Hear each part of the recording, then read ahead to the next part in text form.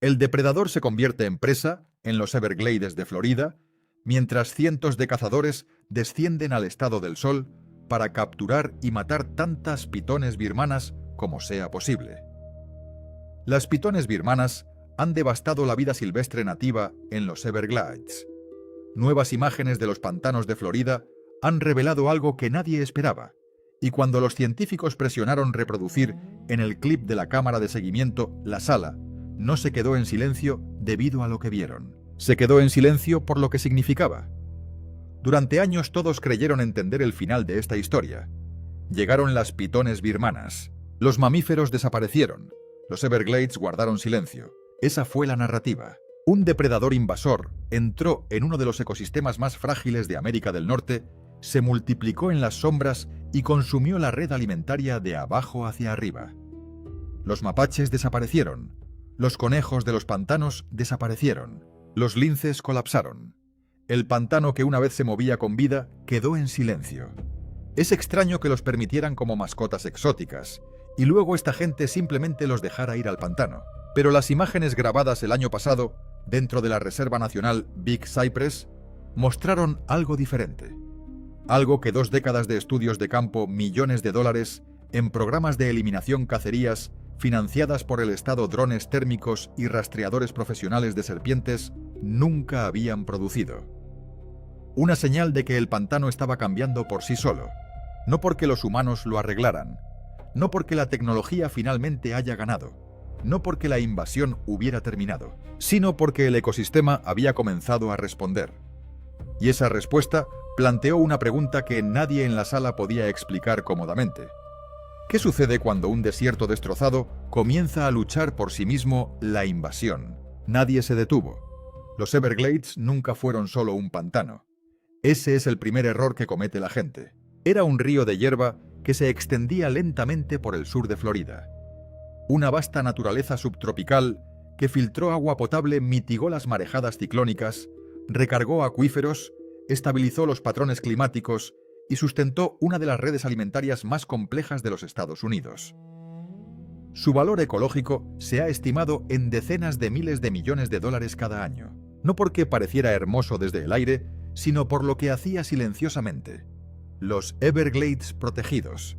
Se absorbió, se filtró. Y dentro de ese sistema, la vida estaba en todas partes. Las aves zancudas se movían en grandes bandadas sobre la hierba sierra. Los caimanes gobernaban los canales. Mapaches, zarigüeyas, linces, conejos de los pantanos, zorros, venados de cola blanca y las capas del ecosistema se habían ido construyendo durante miles de años. Luego, en agosto de 1992, el huracán Andrew azotó el sur de Florida como tormenta de categoría 5. Los vientos azotaron los vecindarios a más de 165 millas por hora. Las casas fueron arrasadas. Los edificios quedaron destrozados. Y cerca de Miami se abrió un centro de cría de reptiles. Cuando pasó la tormenta, las pitones birmanas habían escapado a los humedales. Otra parte del problema era que había un centro de investigación de vida silvestre donde estudiaban pitones, y de una forma u otra una tormenta lo destruyó y las pitones escaparon. Pero el huracán Andrew no fue toda la historia. Puede que ni siquiera haya sido la parte más importante. A lo largo de la década de 1990, las pitones birmanas se convirtieron en mascotas exóticas populares. Eran baratos impresionantes y fáciles de comprar en exposiciones de reptiles. Una cría de pitón podría caber en la mano de alguien. Parecía inusual, excitante y bastante inofensivo. Pero las crías de pitones no siguen siendo bebés. En tan solo unos años, esa pequeña serpiente podría convertirse en un depredador de 10 pies y 50 libras. Y cuando los propietarios se dieron cuenta de que ya no podían manejarlos, muchos tomaron una decisión que les pareció misericordiosa en ese momento. Condujeron hasta el borde de los Everglades y los dejaron ir.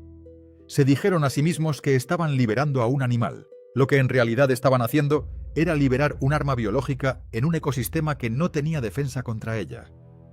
Durante años casi nadie se dio cuenta. Las pitones se movían silenciosamente entre la hierba y el agua. Se mezclaron con el barro, desaparecieron bajo la vegetación y se multiplicaron en un paisaje que parecía diseñado para ellos.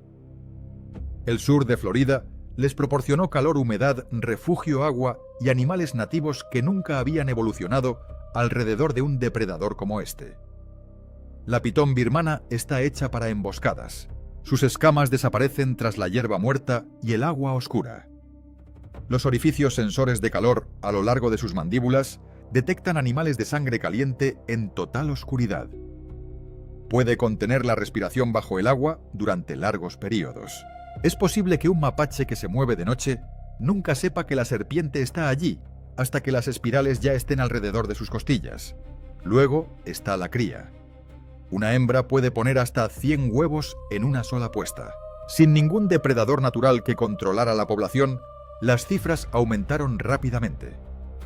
Hoy en día, las estimaciones sugieren que puede haber entre 100.000 y 300.000 pitones birmanas en todo el sur de Florida. Y entonces llegaron los datos.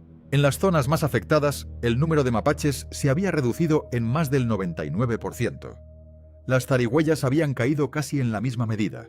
Los bobcats habían caído dramáticamente. Los conejos y zorros de los pantanos prácticamente desaparecieron. En algunas zonas de estudio no se redujeron, sino que se borraron. Los biólogos que habían pasado su vida trabajando en los Everglades describieron algo que les costó explicar. Kilómetros de hábitat donde antes los animales cruzaban carreteras y se movían entre la maleza, ahora estaban vacíos. Ningún crujido, ningún movimiento, ningún pequeño mamífero aparece ante los faros. El pantano todavía estaba vivo, pero algo esencial había sido devorado. Los invasores habían encontrado el paraíso, y se lo tragaban entero cazando fantasmas en la hierba. La primera gran respuesta de Florida pareció desde fuera casi un espectáculo. El desafío de Python. Un llamado abierto a los cazadores para que entren al pantano y eliminen las serpientes invasoras. Premios en efectivo titulares, cámaras, cobertura anual. Le dio a la gente la sensación de que se estaba haciendo algo. Pero las matemáticas fueron brutales. En 2024, el botín total fue de 195 pitones. Eliminar unos cientos de serpientes de una población que puede llegar a cientos de miles es como intentar vaciar el océano con un balde. Desde 2017, los cazadores profesionales pagados han eliminado más de 23.000 pitones. Eso suena enorme hasta que te das cuenta de que todavía puede representar solo una pequeña fracción de la población total. El problema no fue el esfuerzo, era el animal. Los drones térmicos tuvieron problemas porque las pitones son de sangre fría y los propios Everglades son calientes. Los señuelos mecánicos fallaron porque los depredadores de emboscada no persiguen presas falsas cuando se les ordena. El programa de la serpiente Judas, en el que pitones marcadas llevan a los investigadores a otras durante la temporada de reproducción, funcionó pero no a la escala necesaria para colapsar la población. Los cazadores estaban dedicados. La tecnología era real, pero el pantano era más grande que ambos. Y entonces los equipos de campo empezaron a notar algo que hizo que el problema fuera más inquietante. Las pitones parecían estar cambiando su comportamiento.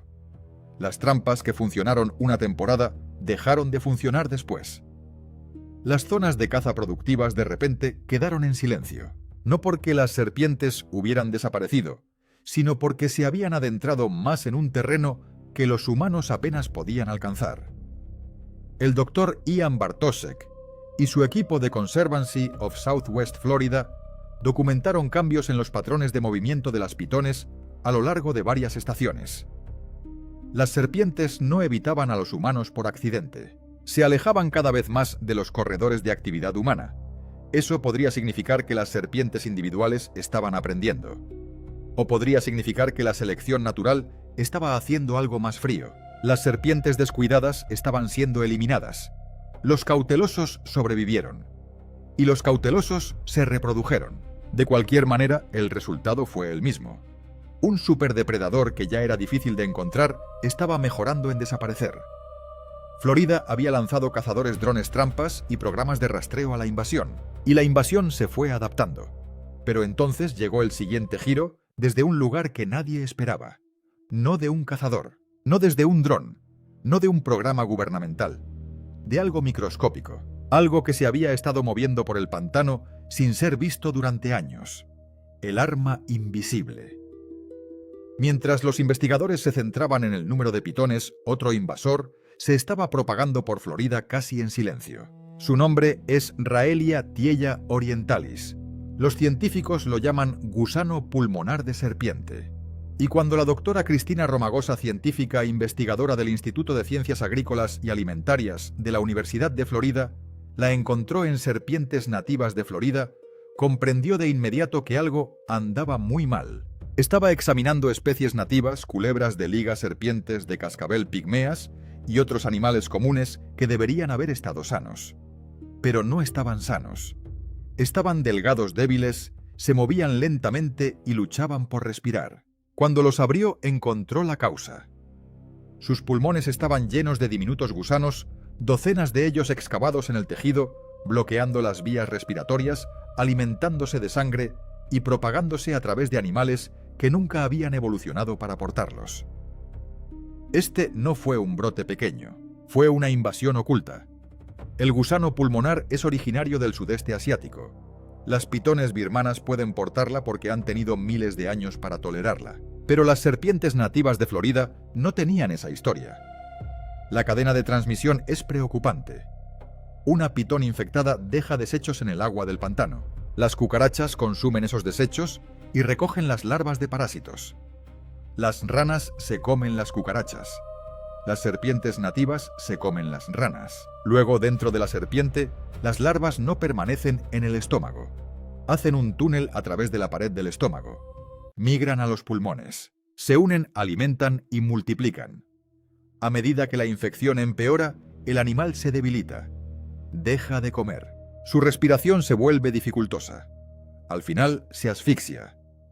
Los investigadores han encontrado casos tan graves que gusanos pulmonares salían de la boca de las serpientes mientras morían. Y luego vino el descubrimiento más oscuro. El parásito ya se había desplazado más allá de los Everglades. Al menos 18 especies de serpientes nativas resultaron infectadas. El gusano pulmonar había sido documentado muy al norte de las fortalezas originales de las pitones, llegando hacia Jacksonville. Y lo peor de todo es que ya no parecía necesitar a las pitones birmanas para seguir propagándose. Había saltado. Ahora se estaba transmitiendo por sí solo a través de poblaciones de serpientes nativas.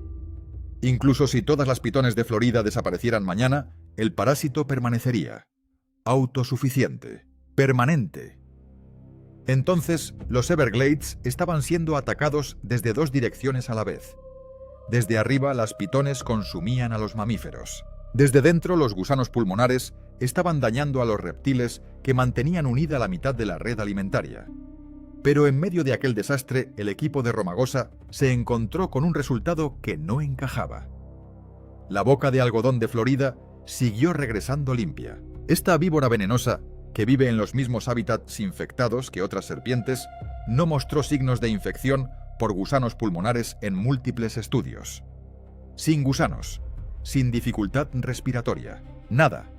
Algo en la biología de la boca de algodón la hacía resistente. Nadie sabía por qué. Quizás fue una respuesta inmune. Quizás la química sanguínea. Quizás la composición del veneno. Quizás algo que nadie había identificado todavía. Pero la implicación fue enorme. Si una serpiente nativa hubiera descifrado de alguna manera el código biológico, esa resistencia podría ser la clave para proteger a los demás. Los científicos la marcaron como una de las preguntas sin respuesta más urgentes en la biología de la vida silvestre de Florida. Y mientras todavía intentaban entenderlo, Florida anunció un plan que pareció una locura a casi todos los que lo escucharon. Iban a soltar más serpientes. El rey regresa. Cuando la gente se enteró de que los funcionarios de Florida estaban poniendo más serpientes en su hábitat natural, la reacción fue inmediata. ¿No eran todo el problema demasiadas serpientes? La gente lo comparó con desastres ecológicos como los sapos de caña en Australia, una solución humana que se convirtió en su propia catástrofe. Pero esto fue diferente.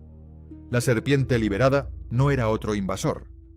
Era un depredador nativo que regresaba a un reino que había perdido. La serpiente índigo oriental. La serpiente nativa más larga de América del Norte. Un animal negro azulado brillante que puede crecer hasta 9 pies de largo y se comporta como el gobernante del suelo del bosque. El índigo es un devorador de serpientes. No constriñe a su presa como una pitón. Sujeta a los animales con sus poderosas mandíbulas y los traga vivos. Es inmune al veneno de las víboras serpientes de cascabel bocas algodonosas y cabezas de cobre de América del Norte. Se los come sin consecuencias. Durante mucho tiempo, nada en el suelo del bosque pudo detenerlo. Pero el índigo no desapareció porque otro depredador lo venciera. Desapareció porque desapareció su hábitat. El índigo oriental depende en gran medida de las madrigueras de las tortugas de tierra para refugiarse y controlar la temperatura. Esas madrigueras lo protegen del calor de Florida y de las ocasionales olas de frío. Pero a medida que el desarrollo destruyó los bosques de pinos de hoja larga y el hábitat de matorrales, las tortugas tuza disminuyeron. Y cuando las tortugas desaparecieron, los índigos desaparecieron con ellas. En 1978, las serpientes índigo orientales prácticamente habían desaparecido del norte de Florida. Durante décadas, los grupos conservacionistas trabajaron silenciosamente para revertir la pérdida. Criaron índigos en cautiverio, restauraron el hábitat de los pinos de hoja larga, reintrodujeron tortugas de tierra y prepararon áreas protegidas como la reserva de Apalachicola Bluffs y barrancos. Entonces las serpientes tendrían la estructura ecológica que necesitaban para sobrevivir. Luego, a finales de 2023, una cámara de rastreo capturó las imágenes que los investigadores habían estado esperando ver durante medio siglo. Dos pequeñas crías de índigo oriental moviéndose entre la maleza. Animales no liberados nacidos en libertad. Los primeros índigos orientales, nacidos en estado salvaje en el norte de Florida en unos 50 años. El doctor Kevin Enge, herpetólogo de la Comisión de Conservación de Pesca y Vida Silvestre de Florida, estuvo entre los que vieron las imágenes. Había pasado años ayudando a liberar y rastrear a estos animales, observando cómo algunos sobrevivían y otros desaparecían. Pero esto fue diferente. Esta fue la prueba. El rey no solo estaba sobreviviendo, se estaba reproduciendo. Por primera vez en medio siglo, el emperador del suelo del bosque estaba reconstruyendo una población salvaje por sí solo. Y mientras eso sucedía en el norte, otro cambio inesperado se estaba desarrollando más al sur. Los animales nativos que habían pasado 20 años siendo devorados estaban empezando a contraatacar. El equipo local se defiende. Durante 2 décadas la historia de los Everglades avanzó en una sola dirección. Las pitones eran los depredadores. La fauna nativa fue la víctima. La invasión se extendió. Los mamíferos desaparecieron. La red alimentaria colapsó. Luego, el equipo de Bartosek captó una señal de transmisor de una pitón birmana llamada Loki en la Reserva Nacional Big Cypress. Loki pesaba alrededor de 50 libras. Los equipos de campo lo habían estado siguiendo durante semanas. Cuando siguieron la señal hasta su origen, no encontraron ninguna serpiente viva. Encontraron un cadáver. La cabeza de la pitón había sido arrancada a mordiscos. Una cámara de seguimiento cercana registró el encuentro. El asesino era un gato montés. Un gato montés nativo que pesa aproximadamente 25 libras, aproximadamente la mitad del tamaño de la serpiente que mató. Había acechado a la pitón, encontró la abertura, atacó en el ángulo correcto y ganó. Según personas familiarizadas con las imágenes, Bartosek las vio y se quedó en silencio. Luego quería que se comprobaran inmediatamente todas las cámaras cercanas, porque este no fue solo un evento extraño. Informes de todo el sur de Florida habían comenzado a mostrar que otros depredadores nativos interactuaban con las pitones de nuevas maneras. Caimanes emboscando a serpientes más pequeñas. Una pantera de Florida filmada derribando a una pitón de tamaño mediano en la hierba. Los depredadores nativos descubrieron dónde era vulnerable la pitón. Después de una gran comida durante los cruces de agua, durante los momentos de exposición, durante los breves intervalos en los que ni siquiera un depredador de emboscada perfecto estaba completamente preparado. Esto no significa que las pitones estén perdiendo. Todavía están ganando por números. Un lince no puede deshacer 20 años de colapso. Pero la dinámica ha cambiado. Ya no es pura matanza en una dirección. Por primera vez parece una guerra. Y las guerras pueden desarrollarse en momentos que nadie predijo. Lo que devuelve todo al metraje que inició la historia. Porque el pantano ahora se dirige hacia una colisión que nadie ha documentado nunca. La población índigo oriental se está extendiendo. Las serpientes silvestres están comenzando a expandirse desde su hábitat restaurado en el norte de Florida. Al mismo tiempo, las pitones birmanas han estado avanzando hacia el norte, siguiendo vías fluviales, temperaturas más cálidas y corredores de hábitat conectados. Sus rangos se están acercando uno al otro. Nadie sabe exactamente cuándo se encontrarán, pero eventualmente lo harán. Un índigo oriental rápido, agresivo, inmune al veneno, evolucionó para cazar otras serpientes, frente a una pitón birmana que puede pesar 40 libras más que ella. La estrategia del índigo no es el tamaño, es velocidad-fuerza de la mandíbula, presión negativa a soltarse. Ha necesitado serpientes de cascabel, ha hecho falta cubrebocas de algodón, pero nunca ha conocido nada parecido a una pitón birmana adulta. Nadie ha documentado esa pelea. Y luego viene la posibilidad más oscura. El gusano pulmonar también se desplaza hacia el norte. Si el índigo oriental se expande hacia territorio infectado, antes de que los científicos comprendan si tiene resistencia, podría caer directamente en una trampa biológica. El parásito, que ya se ha cruzado en al menos 18 especies de serpientes nativas, podría llegar al mismo animal que los conservacionistas esperan que ayude a restablecer el equilibrio. 50 años de trabajos de restauración podrían chocar con un parásito que nadie sabe cómo detener. Esas son las verdaderas consecuencias que revelaron las cámaras. No victoria, no colapsar. Algo extraño.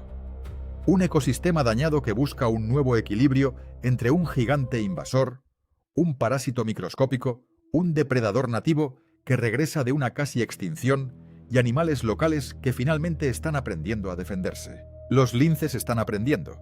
El rey se está reproduciendo. La boca de algodón puede estar llevando una pista. Y el pantano, después de 20 años de silencio, ya no está pasivo. Pero nadie sabe quién gana. Llega a tiempo el índigo oriental. ¿Puede desafiar a la pitón en su propio terreno? El gusano pulmonar llega primero. La resistencia de la boca de algodón abre una respuesta. Aprenden los gatos monteses, las panteras y los caimanes lo suficientemente rápido como para importar. Nadie tiene esas respuestas todavía. Y eso es lo que hace que las imágenes de Florida sean tan extraordinarias. Por primera vez en 2 décadas de lento colapso, el final ya no es seguro. Los Everglades todavía están heridos. La invasión sigue siendo real. El parásito todavía se está propagando. Pero el pantano ha empezado a moverse de nuevo. Y el próximo capítulo puede ser el más violento, impredecible e importante hasta ahora. Deja tu predicción en los comentarios. ¿Quién sobrevive a esta batalla? ¿El invasor? ¿El parásito? ¿El rey? ¿O el equipo local? Suscríbete ahora porque el pantano tiene más que mostrarnos. Y esta historia apenas comienza.